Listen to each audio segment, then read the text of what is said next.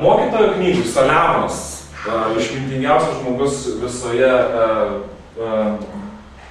gerai buvęs išmintingas, bet turbūt tokio išmintingo kaip jisai nebėra. Savo knygoje 8 skyriaus 12 eilutėje sako, kadangi bausmė už nedorus darbus vykdoma ne tuoj pat, žmogaus širdis įsidrąsina daryti piktą. Ir kada pirmą susitikimą mes turėjome, aš iškėliau tokią tezę, kaip aš suprantu Bibliją, kad Dievas žmonių nebaudžia. Jis nebaudžia žmonių už jų blogus darbus. Ir čia Saliamonas sako, bausmė už nedorus darbus vykdoma ne tuoj pat. Ir kai kurie žmonės galvoja, kad, jeigu nieks nebaudžia, gali daryti kaip nori. Nusidėjęs gali daryti piktą 100 kartų ir nepaisydamas to ilgai gyventi. Daugelis krikščionių sako, va tas banditas arba tas, jis gyvena gerai, tai reiškia, gal galima daryti blogus darbus. Bet Saliamonas sako, taip yra po šitą saulę. Bet aš žinau, kad bus gera bijantiems Dievą. Nes jie garbina jo artumą, bet nebus gera nedorėliai. Savo dienų jis nepailgins kaip šešėlio, nes negarbina Dievo. Ką čia Saliamonas sako, kad bausmė už blogus darbus neateina iš karto. Jeigu jūs padarėt kažką blogą, nieks nematė, jūsų nepasodino galbūt, arba jūsų nenubaudė, ir Dievas atrodo nenubaudė taip, kaip jūs galbūt buvote mokomi. Kai kurie žmonės galbūt galvoja, gal Dievo dėl to ir nėra. Kiti galbūt galvoja, kad bando įrodyti Dievo buvimą, jeigu jisai baudžia. Jono 34 skyriuje 12 eilutėje sako, juk Dievas iš tikrųjų nedaro, kas nedora. Visagalis nėra neteisingas. Mes turime suvokti, kad Dievas, kaip elgiasi šitoje žemėje, jisai elgiasi teisingai. Jis negali, ką nori, nubaudžia, ką nenori, nenubaudžia. Jisai su visais elgiasi teisingai. Bet antras dalykas, kuris yra lygiagrečiai svarbus, kurį mums reikia žinoti, kad Dievas yra geras. Štai Dievas yra galingas, 36 skyrius 5 eilutė, bet neniekina nei vieno. Kada jūsų gyvenime įvyks kažkokie dalykai, jūs norėtume Dievą apkaltinti, Dievą, kodėl čia taip viskas. Nepamirškite tų dviejų dalykų, kad Dievas yra teisingas, jis nesielgia su jumis neteisingai, bet antras dalykas, kad Dievas yra mylintis. Kuris mylintis tėvas savo vaikui tiesiog, čia koks nors sadistas, šiandien pakankinsim tave. Ir kartais mes apie Dievą taip galvojam, bet Dievas taip nesielgia. Taigi visas klausimas iškyla, kodėl Dievas užleido Jobui tokias didelės kančias. Votys ant kūno, finansinis visiškas bankrotas, šeima visa buvo priešų išžudyta ir jisai pats ant plauko kabo, jeigu taip galima sakyti, savo tikėjime Dievu. Kodėl Dievas kentėjo? Tai yra, kodėl Jobas kentėjo? Šiandien aš noriu pabandyti atsakyti į šitą klausimą, surasti atsakymą. Jobo knygoje 36 skyriaus 15 eilutėje tas Elihuvas, 4 draugas, sako, kenčiantį Dievas išgelbsti per jo kančią ir jo ausį atveria per nelaimę. Kalbėdamas su Jobu, sako, Dievas leidžia mūsų gyvenime kažkam tai įvykti tam, kad atvertų mūsų ausis. Jūsų gyvenime gali kažkas tai atsirasti ir atsitikti galbūt nepalankaus, nebūtinai tokia kančia kaip Jobų, bet kažkokia tai situacija. Bet neatsitinka dėl to, kad Dievas nori kažką tai jums pasakyti. Dabar klausimas yra, ko Jobui reikėjo, ką jisai turėjo išgirsti, ko jisai nežinojo arba ką Dievas jam norėjo pasakyti.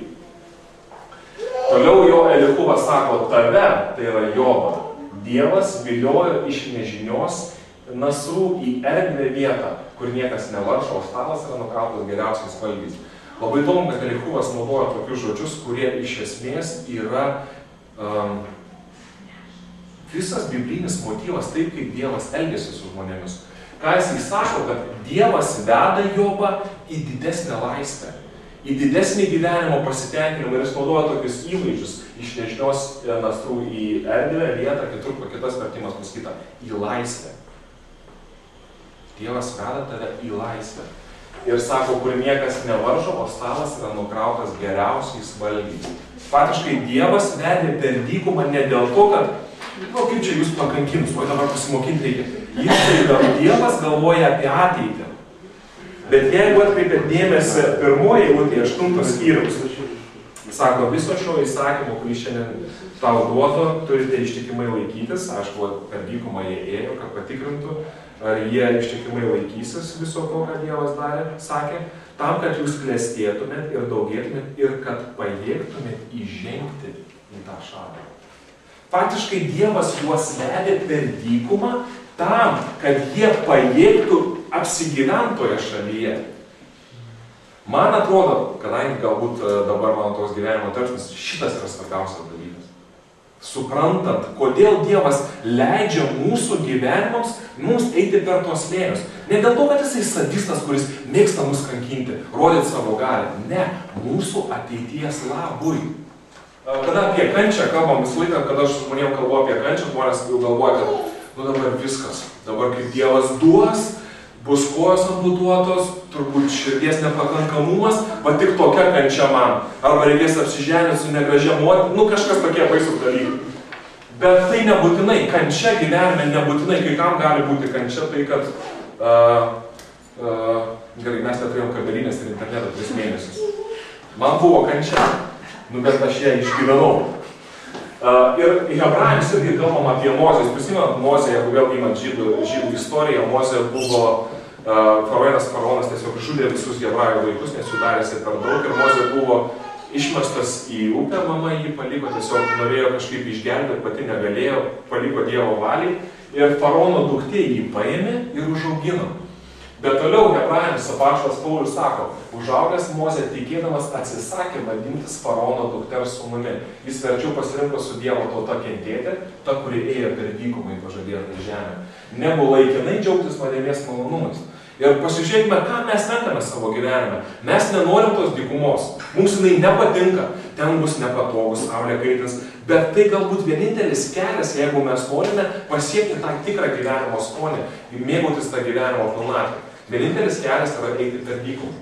Vienintelis kelias pakliūti į rojų, tai eiti nešti savo kryžių. Tai čia kalbant apie tą kančią ir ką?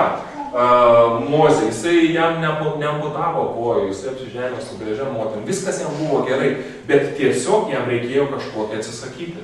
Jis atsisakė vadintis faraono sūnumi, kas reiškia materialinę gerovę, pensija garantuota visam gyvenimui, viskas aprūpinta, bet jisai tai išsižadėjo, matydamas visai kitokį vaizdą, visai kitokiamis vertybėmis grįsdamas savo gyvenimą. Ir Dievui nėra problemų jūs palaiminti. Bet problema yra tai, kad mes esame nepasiruošę, nes mes tai nenorim to pasiruošimo. Tos dykumos mums nereikia. Ir Jobo pavyzdys, aš manau, kad Jobas buvo geras, doras žmogus, bet po truputį pradėjo gyventi gyvenimą pasitenkinime ir visiškai nebenorėjo augti, visiškai nebenorėjo. Turtas pradėjo jį valdyti, ne jis turtą valdė. Kaip ir minėjau, mes kartais siekime kai kurių dalykų ir mes nežinome, kaip tame straipsnėje iš verslo žinių. Mes kažką pasiekėme ir gaunasi taip, ne kad mes valdome situaciją, bet jinai mus užvaldo. Ir Dievo auklyba visa ta situacijos kažkokios mūsų gyvenime yra skirta kaip tik tais tam, kad mes nebūtume vergai. Dievas veda mus prie plačiai nukrauto stalo, kur yra laisvė, bet tik tais tada, jeigu mes periname per tos išbandymus.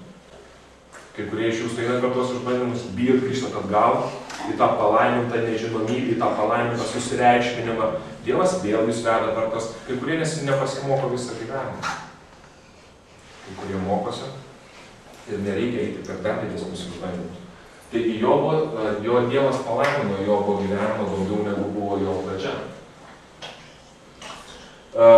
Dievas kodėl išvarė žmonės iš rojaus? Ne todėl, kad Dievas norėjo, kad žmonės kentėtų. Bet Dievas juos išvarė iš rojaus dėl to, kad jie pasidavė tai nuodėmei. Nuodėmė kas yra? Nuodėmė yra rūkymas, žudymas, prievartavimas, pornografinių filmų žiūrėjimas. Tai nėra nuodėmė, tai yra pasiekmės. Nuodėmė yra susireikšminimas, noras gyventi be Dievo. Ir Dievas išvarė žmonės iš rojaus ne dėl to, kad jis nenorėjo, kad jie gyventų palaimintą gyvenimą, bet dėl to, kad žmogus, būdamas nuodėmingas, susireikšminęs, jisai nebegalės kontroliuoti situaciją, situacija jį pradės kontroliuoti, jisai negali būti valdovas to situacijos. Jokūbas savo laiške sako, laikykite tikrų džiaugsmų, kad pakliūvate į visokius išmėginimus. Sako, džiaugitės. Supraskite, jūsų tikėjimo išmėginimas gimdo ištvermę, o ištvermė subręsta, kad taptumėte tobuli, subrendę ir nieko nestokojantis. Faktiškai išbandymai yra reikalingi tam, kad mes gyventume gyvenimą su pasitenkinimu. Mes išmoktume būti laisvi ten, kur esame. Mes faktiškai per išbandymus mūsų galimybė priimti Dievo palaimas vis didėja ir daugėja. Visiems mums reikia augti. Kaip elgtis, kai Dievas mus auklėja per įvairias aplinkybės? Tarkim, galbūt kai kurie iš jūsų einate, nežinau, gal turit fizinę negalią ir jūs tai neramina. Jūs galvojate, kuo tai baigsis, jūs jaučiat gyvenimo apribojimus, galbūt pykstate ant Dievo, o galbūt tiesiog pykstate, kad nebegali gyventi kaip anksčiau. Galbūt emociškai esate, einat per dykumą.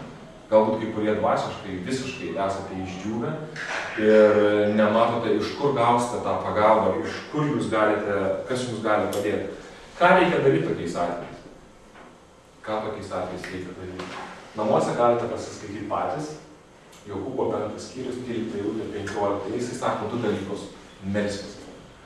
Biblijoje malda, nežinau, kaip jūs ją įsivaizduojate.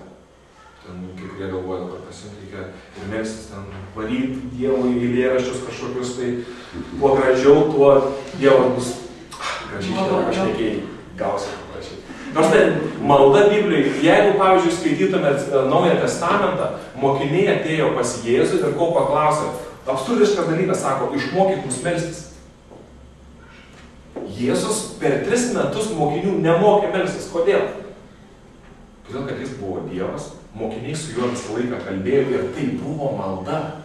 Tiesiog kalbėjimas, nereikia išmoktais frazėm, išmoktais žodžiais kalbėti, tiesiog kalbėkit Dievui. Kada išgyvenat kažkokius tai sunkumus savo gyvenime, kalbėkit su Dievu, jam sakykit. Nekalbėkit kažkam kitam, kaip čia nesiseka, nes jis kažką su manim, eikit su juo kalbėkit. Atskleiskit jam savo širdies, tai kas lypi jūsų širdyse ir jums psichologiškai palengvės.